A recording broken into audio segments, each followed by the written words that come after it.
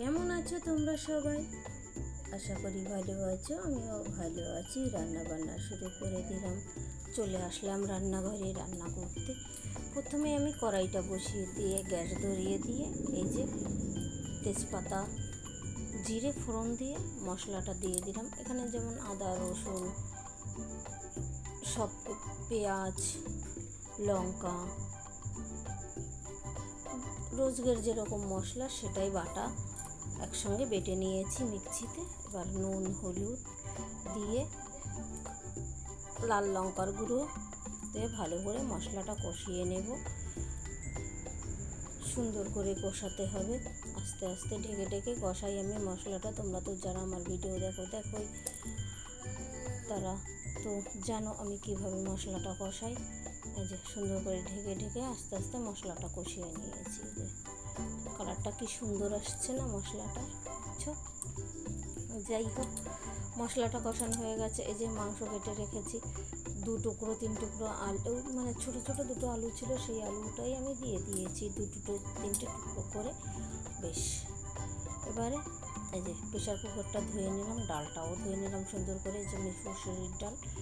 আর এই দেখো পেঁয়াজ লঙ্কা কাঁচা লঙ্কা 1 বাটি দিয়ে দিলাম ডালের মধ্যে।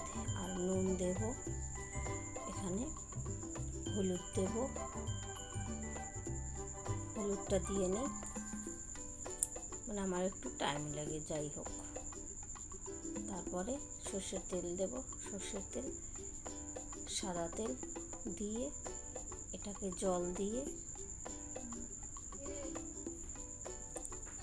একবারে প্রেশার কুকারে আমি চাপিয়ে দেব। বেশি করে একটু জল দেব, দেখো। যাই হোক, এবার তেজপাতা দেব খানিকটা, দিয়ে সুন্দর করে মুখটা ঢেকে চাপিয়ে দেবো। আমি গ্যাসের উপরে বসিয়ে দিলাম, গ্যাসটা জ্বালিয়ে বসিয়ে দিয়েছি। এভাবেই রান্না করে নেব ডালটা। এপাশে মাংস কষানো হয়ে গেছে টুকটুক করে, আমার সুন্দর করে কষিয়ে নিয়েছি, দেখছো। এবারে আমি মাংসের জন্য জল ক্যানে বসিয়ে দিয়েছি। জলটা গরম জল দেব, দেখো গরম জল বাটিতে ঢেলে নিয়েছি, ওই জলটাই আমি দিয়ে দিচ্ছি। ভালো করে জলটা ফুটে উঠবে, ঝোলটা ঢেকে দেব।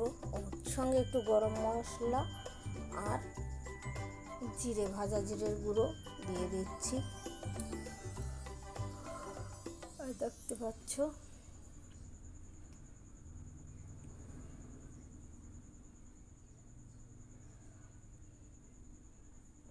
এবারে হয়ে গেছে মাংসটা আমার। যেহেতু আমার কষাতে কষাতে পুরো 95% হয়ে গেছিলো। টাটা, সবাই ভালো থেকো।